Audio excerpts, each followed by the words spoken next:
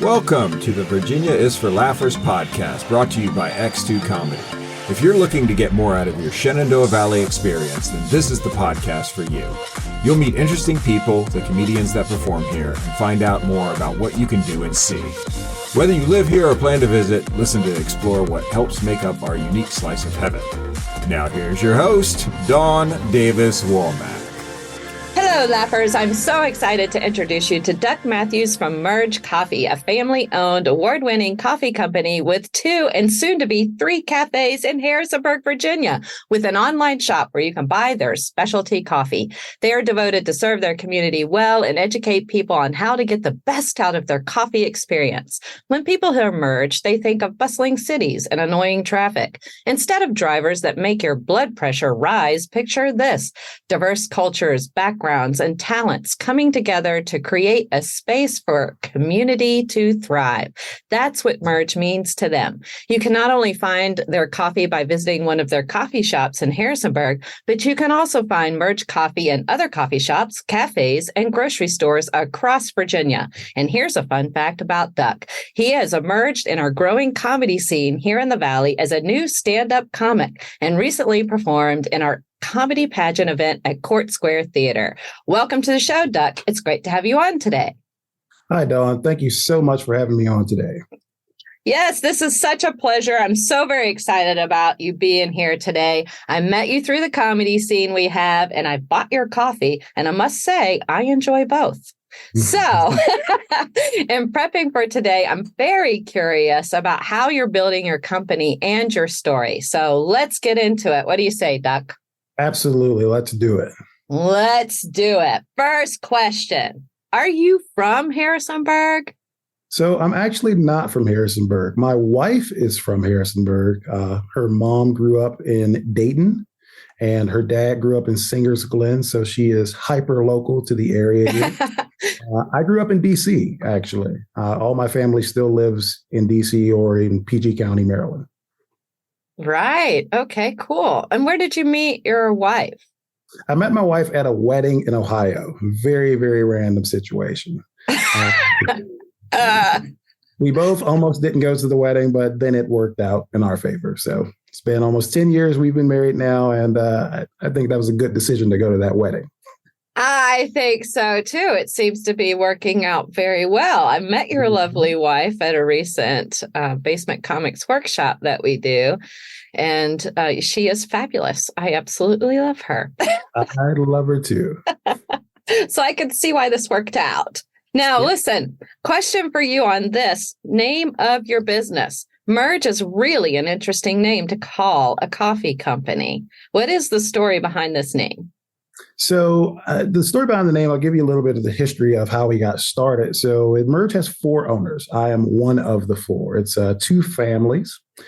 So it would be myself, my cousin Charles. We function more like brothers. And then 2 sisters, Emily and Larissa Martin. They are both local to the area. Charles, obviously, being from DC along with myself. We got together and decided to start roasting coffee. This was Charles's initial idea because he and his wife actually own another coffee shop in Bridgewater, Virginia. Oh. So his wife grew up doing coffee out west. Her family had a coffee shop and she wanted to do that when they moved here. And Charles and I have always been pretty entrepreneurial. And we said, hey, let's buy a coffee roaster that we won't turn into a business, just so we can have a fun hobby to do. And we got to know Emily and Larissa over that time and spent a lot of time with them. And we all pooled our little bit of money together and bought a coffee roaster, roasted terrible coffee at first, just like anybody that's starting something new. And we merged our talents and giftings together to build the company. That is really amazing. So initially, if I'm hearing you correctly, there wasn't plans to have this emerging business that's growing into 2 to 3 cafes here in Harrisonburg with an online presence that's ongoing and growing. That wasn't the original plan, I take it. Absolutely correct. This was not the original plan, but we took the steps as the doors opened and went from there. Okay, now this is me, as a curious human. These first coffee samples that you all had, you said like anything new, it wasn't really good. So I imagine there's some memorable stories in that process. No, it's more of just kind of remembering that phase of being terrible and not having any idea of what you were doing. You're like, that was definitely kind of the situation. Just like, well, this looks good. We had no data points or understanding of how heat affects things. And, we didn't understand any of the science or art. We just were pressing buttons and hoping for the best. So you would taste it and go, nope, not this one. Not this one. Exactly. Exactly. So what was the turning point to realize you were creating coffee that was not only tasting good, but something you might want to sell? What was that turning point for you all? Well, that kind of rolls into us opening our first cafe and kind of how all that popped up. We got a little better at it.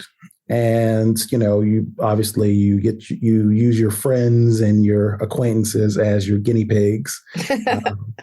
We were terrible at first and we got a little better at it. Then the opportunity to open our first shop popped up. And if you wanted to talk about that a little later, we can definitely dive into that. Oh, I don't want to talk about that right now because you started, you started selling online in 2017 and you did that a year and a half before opening your first cafe in Harrisonburg. So what did prompt that move to have a storefront from going completely online to an in-person store? So I would say one of the things with being an entrepreneur is you have to be open to opportunity. So this was not something that we sought out. We actually got to know Katrina and Ernie Dito through a previous job that I had as a marketing director for a local company. I got to know Ernie because he was a videographer. And we were talking about a space next door to their restaurant in Harrisonburg called A Bowl of Good.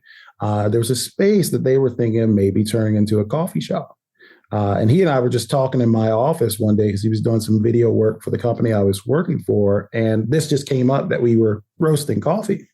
And the opportunity to take over that space, since they felt like they were proficient in the food service portion of things as a restaurant, but not necessarily in coffee. They basically were just like, hey, would you want to do that here in this space?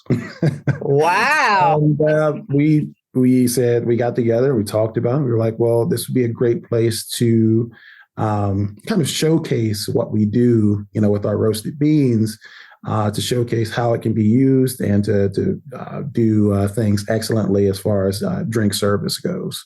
So as those doors opened up, we just walked through them.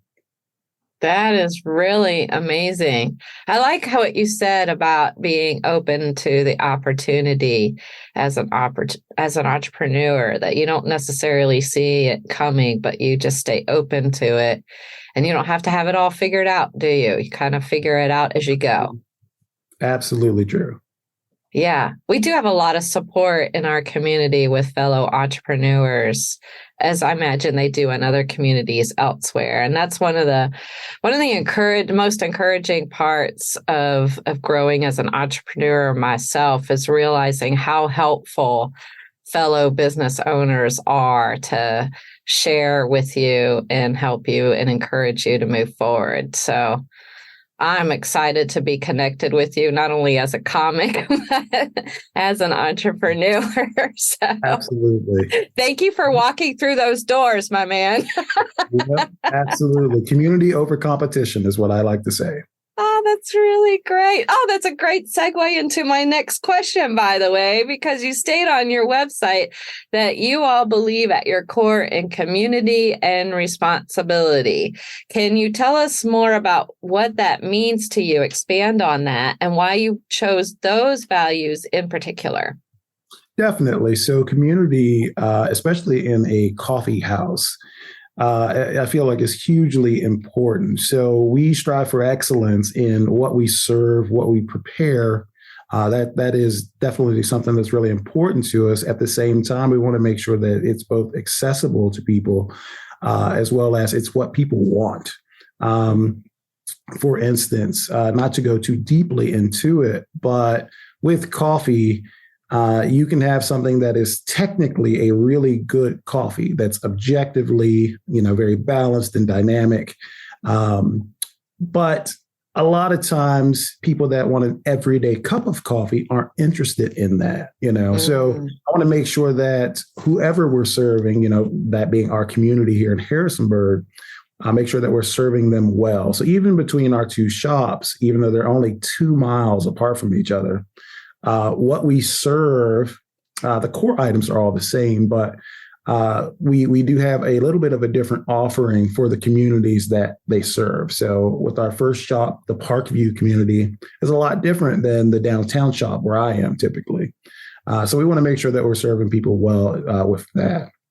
And then as far as responsibility goes, that goes into the supply chain.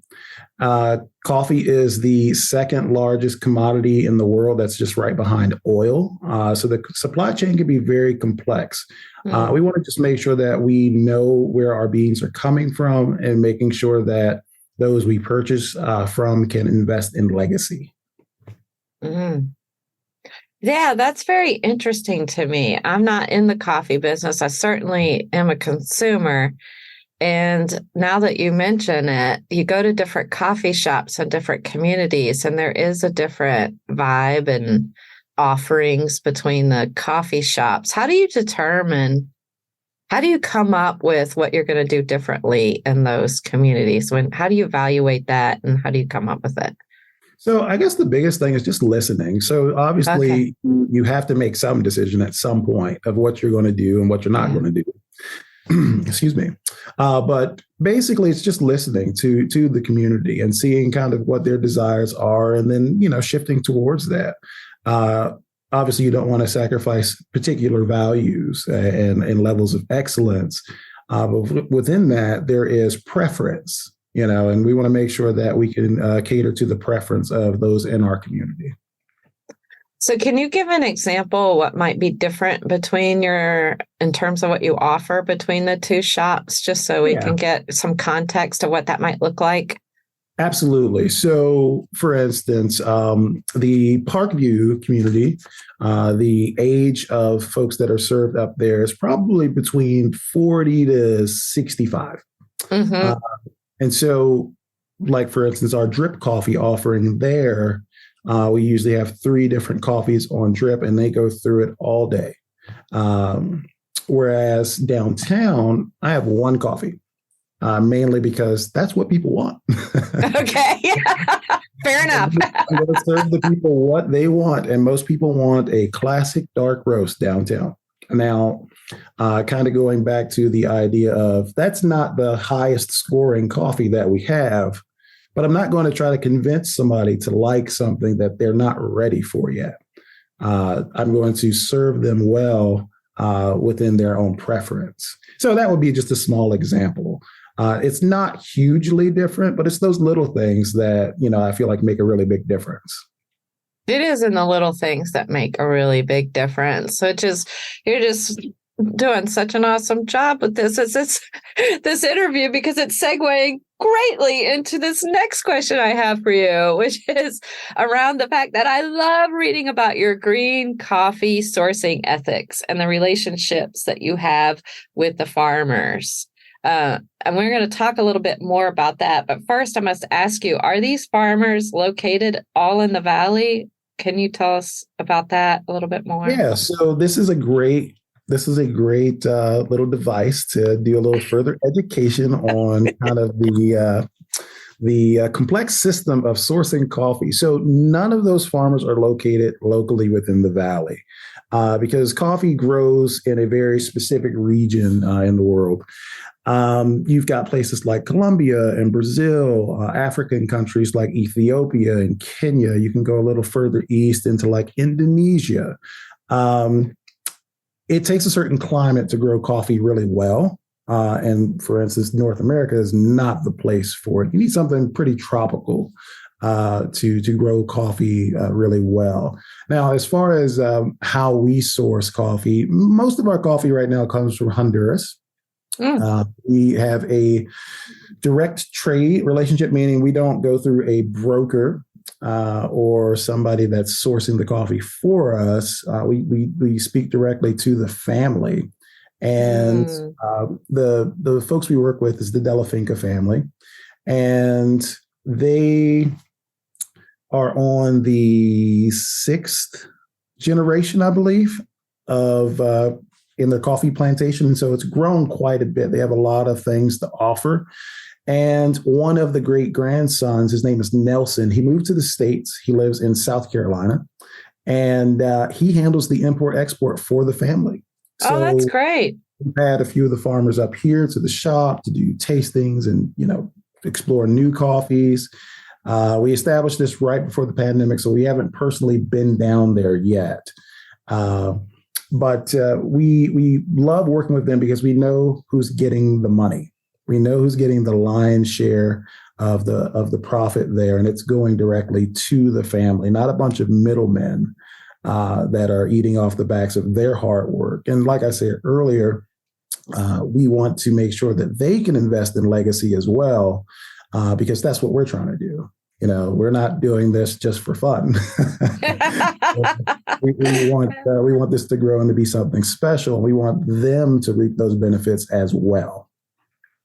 Yeah, that's really great. And that's where the little things come back in again, I feel, is building the relationships that you are with this farmer family that spans the 6 generations, I believe it was, you said. And now they have one of their family members here.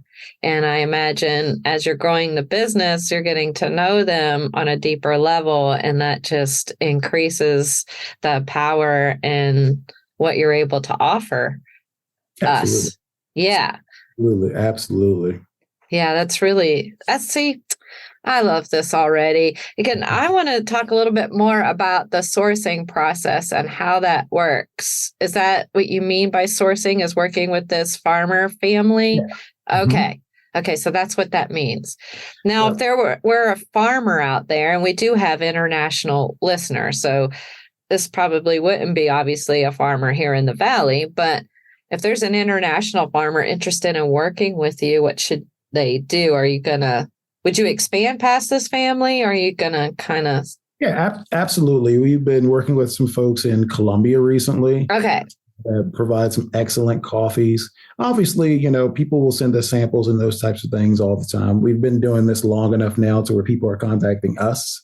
Great. People reach out to us via email and social media all the time. And we sort through things. We just roasted through, I think, 15 different samples. It was a gauntlet for sure. But people are definitely more than welcome to reach out to us, and we can see how we can help them and they can help us. That's really great. I'm just thinking, if you're sourcing through a lot of coffee, I hope you're not doing this at like 8:00 at night. Coffee has no effect on me at all. Really? Okay. It's pretty wild. I'm not affected by caffeine at all. It does nothing for me. Okay. That's true. There's some people that are affected by it, some that are not. So you could do a late night testing and you would be just fine. Hey, going back to the origin story, that's actually how it got started. We were drinking coffees from all over the place. I forgot this part in the story earlier, but we were drinking coffees, sampling things for Charles and his wife's coffee shop in Bridgewater. They don't roast there, and so they were looking for a coffee roaster. And we would have Emily and Larissa Martin over, and myself, my wife, and then Charles and his family. We would just drink coffee late in the night, tasting all these great coffees. And that's when the brainchild started of, hey, maybe we should get a roaster and see what we can do with it. But yeah, so none of us are negatively affected by caffeine. It's pretty funny. Some people are up drinking wine and you guys are up drinking coffee. Yep, 10 o'clock at night, we're drinking coffee.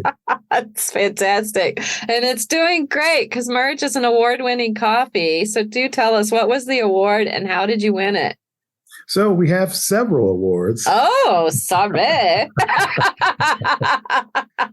So as far as traditional awards go, we have 5 bronze medals, I think, spanning from about a 2-year range. It was a international coffee roasting competition called the Golden Bean, to where you can submit your roasted coffees for particular categories of brewing, like espresso or pour over, and a few other categories as well. We were entered in with, I think, 1,400 other coffee roasters, and we ended up being within the top 150. Nice. So that top 10%. We got a few bronze medals with that. And then I misspoke earlier. We have a silver medal as well. So yeah, and that was from that same competition. But we also get our coffee scored by kind of a national database. It's similar to wine. I know you are very familiar with that. That's right. There's a 100-point system similar to like when you would score a wine that they've created for coffee. That happened in about the early to mid 90s. And the business is simply called Coffee Review. It's made up of a team of 3. The coffee equivalent of sommeliers are called Q graders. They simply objectively grade coffee. Things like acidity and body, overall flavor, bitterness, and like I said, there's a 100-point scale. The minimum threshold for specialty coffee is 80 points. And we are typically sitting between 93 and 95. Wow. So that's pretty good. Yes, it is. Congrats to all of you. That's great. Yeah, very much so. This competition, is it something you all go to, or does it happen somewhere and you hear about it? How does that all work? So it started in Australia, and then they have an American leg of it. It obviously COVID kind of set a lot of that, back. But this year was the first year it was back since 2019, I think. So it travels around. This past year, it was in Ohio. I'm trying to remember what town, but it's not coming to mind. The year before that, or the year it was last, I guess 2019, it was in Nashville. So it travels around the country. You just simply send it in to that. They'll give you a mailing address and that kind of thing. And it's usually a blind tasting as well. They'll code everything ahead of time so that there's no favoritism or, name recognition, that kind of thing, to skew the scores. And they do a live stream on the last tasting day and announce all the scores. And you either are there or you get your medals mailed out. Oh, that's great. So this is an annual competition? Yeah, annual competition. Okay. I love how you're comparing it to what they do with the sommeliers and the wine industry and the points. I guess maybe they took their cues off of that and kind of adapted it to coffee. Pretty much. Yeah, pretty much. Okay. That's clever. And I love it. I had no idea they had coffee competitions like that. Oh, yeah. Many reasons why I love doing this podcast. I learned so much from you all. It's great. You have about, I think, 8 coffee flavors, maybe. How many flavors do you guys have? Okay, so once again, we got a nice little education portion here.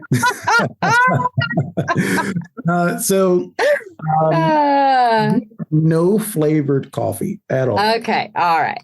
Yep. So basically, what gives coffee the flavors are if you open or you pick up a bag of coffee, and it says it has notes of hibiscus and lemongrass, or right, vanilla, right. Yeah. Right. Now, some of them are flavored, but it will say flavored coffee. When it says notes of, what they're saying is What the coffee cherry, coffee is actually a fruit and we harvest the seed. We'll never convince people to call them seeds because beans is just kind of baked into people's minds at this point. But the cultivation, the elevation, all that plays a part in what flavors impart into the seed. And when you roast coffee really well, you can highlight those flavor characteristics. It's kind of like if you had peppers. If you had poblano peppers, green peppers, and sweet peppers. If you saute them lightly, you can kind of tell them apart. Even if you were blindfolded, like, okay, poblano, a little smoky, sweet pepper, sweet, and green pepper, just kind of chalky. But if you take them to the grill, you put them in one of those veggie baskets and you char them to death, they all then become peppers, or just grilled vegetables. You can have onions and mushrooms in there and not be able to distinguish what's going on. So similarly with coffee, when we roast things a little lighter, we can taste what's that wine word, Dawn? You got to help me. Is it terroir? Pinot Noir. I like Pinot Noir. Well, okay, there's a French word called terroir, I think it is. But basically, it's just talking about cultivation and how things all those atmospheric, things that impact the overall flavor. But with the coffee, the lighter you roast it, the more you can kind of taste some of those things. Then the darker you roast it, it takes on what's called the roast taste. So it just kind of gets that classic taste that you think of when you think of coffee. So that's kind of how it works. Okay. So then the different coffees that you have, there's the difference between them. Can you educate us on that? There's like a bold flavor and just help me out there. I don't know what I'm talking about. Yeah, absolutely. So first off, we have the things that make things taste different. So that would be the region. So a coffee from Ethiopia is going to taste different than a coffee from Honduras, or Colombia or Bolivia and those types of things. So those play a role in the overall flavor.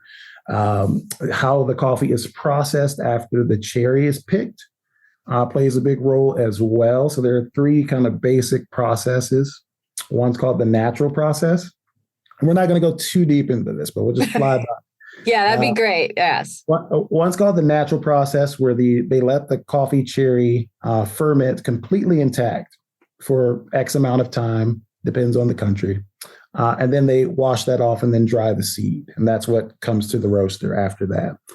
Then there's the semi-washed or honey process, where they partially pulp it, but leave a bit of that mucilage on there, let that ferment for a bit, wash it off and then dry it. And then you have the fully washed process that they completely wash the cherry or the meat off the seed almost right away after it's picked. And then they let that dry. Each of those kind of gives different flavor profiles to the coffee.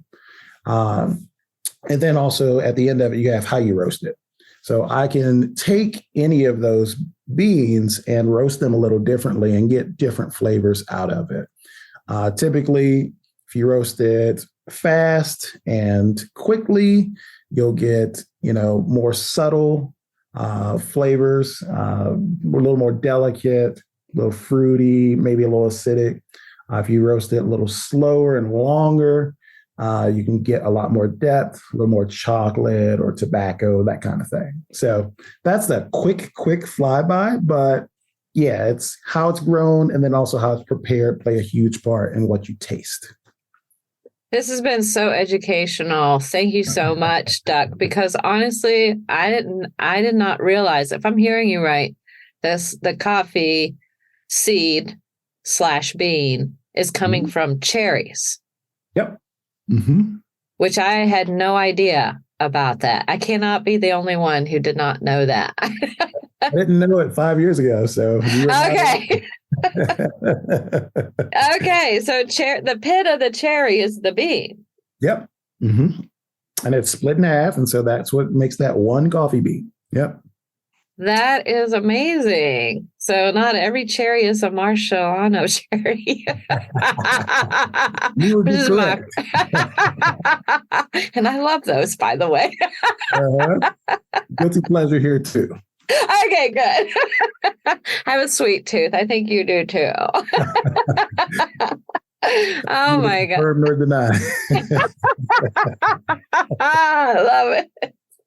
Well, you have so much to offer. You also have, when it comes to coffee, you also have essential cups too for folks that have the Keurig brewer machines, I see, which is pretty cool. I don't believe I've ever met anyone that has ever made those, let alone sell them. Was this a difficult process to add that aspect to your business? Not particularly. So we wanted to, I guess, figuring out how to do it probably was harder than the actual implementation. You know, with the Keurig situation, there's still plenty of people that use them. Now I know a lot of people have like the reusable pods and that kind of thing, and that's great. But not everybody has that. And so we were like, okay, well, how can we still serve those people that want to have a better, coffee experience than grabbing the donut shop from Costco, or, something kind of terrible that's been sitting in a warehouse for months and months and months. So we found a way to pack them at our shop, where we do our roasting and whatnot. And it's a fully recyclable cup, which is really nice. That was one thing that was kind of deterring us at first was, this is not really what we want to, have our brand image be represented with. But we found a fully polypropylene cup that even the lids, it's not foil, it's actually that plastic number 2. So you dump the coffee out and it's fully recyclable just as one unit, which is really nice. So we found a way to kind of implement that in just to make sure that those people are having a better coffee experience. Well, with K-Cups, typically they're sitting in the warehouse for, 6 to 8 weeks before they even make it to the grocery store. So it's essentially stale, before it even gets to the grocery store. So we can pack it fresh. We can roast it that day and pack the cups and have a really fresh offering for people. And that's what we were aiming for. Oh, that's okay. So that's really great, by the way. And then you mentioned the plastics was the number 2 and it's recyclable. So the green sourcing that you do is not just in the processing of the coffee, it's in your packaging? Yeah. So, okay. Yeah, absolutely. Absolutely. Okay. We also we roast with a fully electric coffee roaster, which is very unusual. Most people have never seen something like that. But there's typically with coffee roasting, it's done in a classic coffee roaster that has a steel drum with a flame underneath of it. That's the very, very kind of dumbed down explanation. And that's usually powered by either propane or natural gas, whereas ours is fully convective heat, meaning air kind of wraps around the coffee beans as it's roasted. It's not a surface heat transfer kind of situation. And so it's just hot air. It's like a big popcorn popper. Okay. So yeah, it's fully electric. And so the carbon footprint's pretty tiny. Jeez, you guys are incredible. I just love it. Loving all of it. Well, no wonder you have this big announcement that you all just made and keep growing, because that announcement is you're now going to be on James Madison University's campus at their newest location, which will be at TDU, which is also known as Taylor Down Under, which I know because I used to work in that building. That's really amazing. I know, right? Small world. And I was a leadership development specialist there for the Student Leadership Center, which at the time I was there was called the Dukes Center. But so that's just, I was like, whoa, I know exactly where this is. This is great. How did that all come about, getting a location on JMU's campus? And will it be a full service coffee shop? So yes, it will be a full service coffee shop. You will see me over there personally running that for the first while. But how it came about, once again, this goes back to an entrepreneur being ready to walk through doors if they open up. Let me think here. Summer 2021, I had to keep getting that straight in my head. But yeah, summer 2021 is when we got into one of the dining halls with JMU. So we got into D Hall. So we have a coffee kiosk there. It's where it's just drip coffee, but it's branded and it's pretty and all that fun stuff. We did a few pop-ups with them. So we got in with the dining service there. The process of approval to work with JMU was definitely a fun process. I said with a no small feat. That's okay. I understand. It was not a small feat at all. Yeah. We had to get a certain certification called SWAM. I butcher the acronym because I do not remember what it means. But we had to go through that and get that process in order to be able to serve on the premises there. And so we got that, started in the dining hall, and then this space opened up and they loved working with us and opportunity presented itself and we walked through the door. That is amazing. I'm looking forward to that. I'm going to have to stop by and visit for nostalgia and say hi to you. Come on down. I'm going to come on down for sure. You're not just selling coffee either. You mentioned over the course of this interview doing tastings, and you now have public tastings as well and classes, I see. That's really great. Can you tell us more about them, what the Laughers would experience at the tastings and classes and how they can sign up? Absolutely. So this kind of goes back to that core identity piece of community. So while I may serve a dark roast coffee as my only drip coffee option downtown, because that's what people want, I'm still going to use opportunities to educate and help them broaden their horizons in a place that makes sense. You know, I'm not going to force it on you on a Tuesday morning when you're heading to work. But if you choose to come to a class, to where we taste coffees from all over and get your horizons opened up a bit, then there's room for growth. You know, so we want to collaborate with our community and grow together with them, you know, slowly bringing them along and showing them what all coffee has to offer. So typically we post them on our website. Usually there's an Eventbrite link there with what's kind of currently going on. Right now, that's kind of paused with us opening up the JMU location. Because I'm typically the one that does the education portion.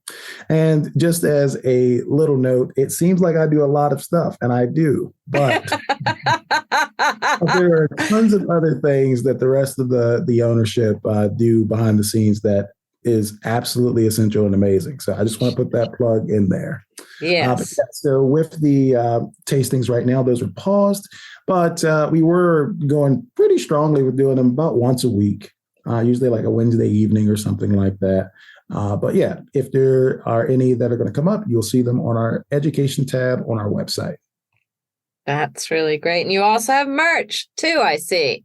You do. And I'm loving this unisex shirt you have. It says, and I quote, "Support your local caffeine dealer." I laughed right away and I said, "That's funny." And I thought to myself, so are you the one that came up with that because with your comedic self? I saw something similar to that and I was like, oh, that would make a great shirt.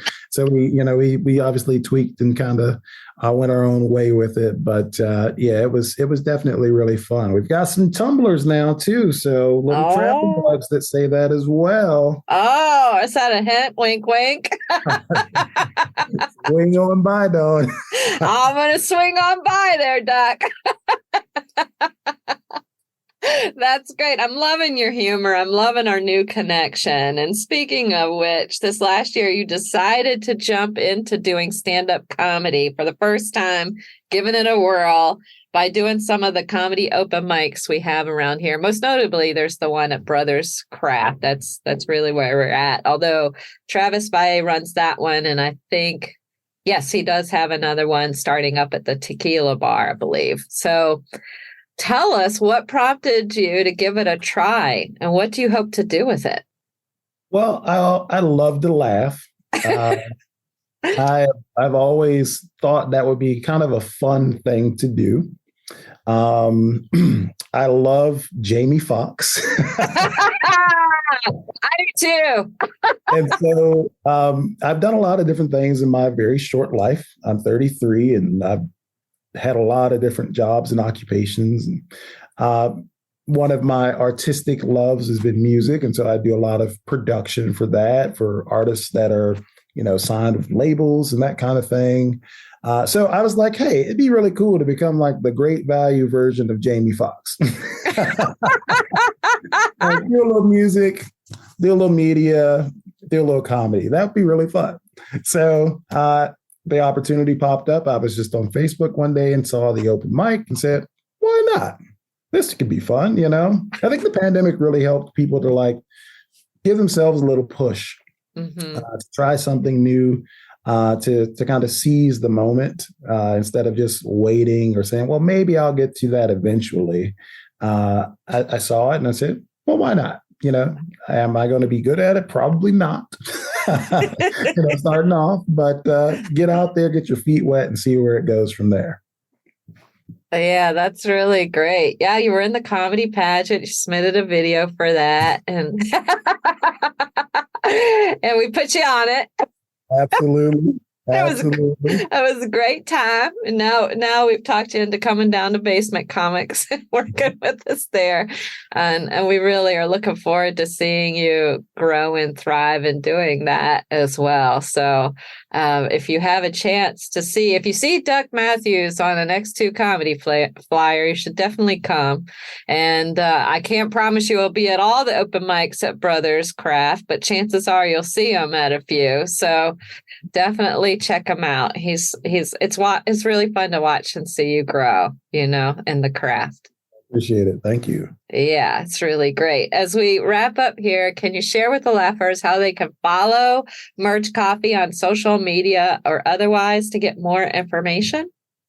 Okay, so as far as how you can find us, so obviously we have our website. So that would be mergecoffeeco.com. So that's merge, MERGE. Obviously, coffee as it's spelled, co.com. We can also on Facebook, so just look up Merge Coffee Company. We're the only one on there, so you should be good there. And then lastly, Instagram's probably where we're most active, and that's simply Merge Coffee Co. So at Merge Coffee Co. on Instagram. That's how you can get a hold of us. That's great. And laughers, we will be sure to put all their information for you and the show notes as well. And thank you, Duck. This has been a very pleasant and as always an enjoyable conversation with you. But today specifically to learn more all about Merge Coffee and your budding comic self. It has been great speaking with you today, and I'm very much looking forward to my next visit to Merge and to hear your next comedy set. Thanks again for coming on the show today. Absolutely, Dawn. Thank you so much for having me. I really have enjoyed my time here. Same here. And laughers, to get more information on all things Merge Coffee, such as their store location, hours, coffee, merch, gift cards, essential cups, public tastings, classes, and more, be sure to visit their website at mergecoffeeco.com. That's mergecoffeeco.com. Again, we'll be sure to put all their info in the show notes for you as well. And of course, lastly, and most importantly, thanks for tuning in, laughers. Out of all the podcasts out there, you picked us, and we think that's pretty darn special, just like you. Until next time, keep smiling. Bye. Thanks for tuning in to this episode of the Virginia is for Laughers podcast, brought to you by X2 Comedy. We'll be dropping a new podcast every Wednesday at 4 p.m. Eastern Standard Time, so check back for another uplifting episode. Come to an X2 Comedy show or let us bring a show to you. To find out more, head to x2comedy.com. Be sure to share us with a friend. Until next time, cheers.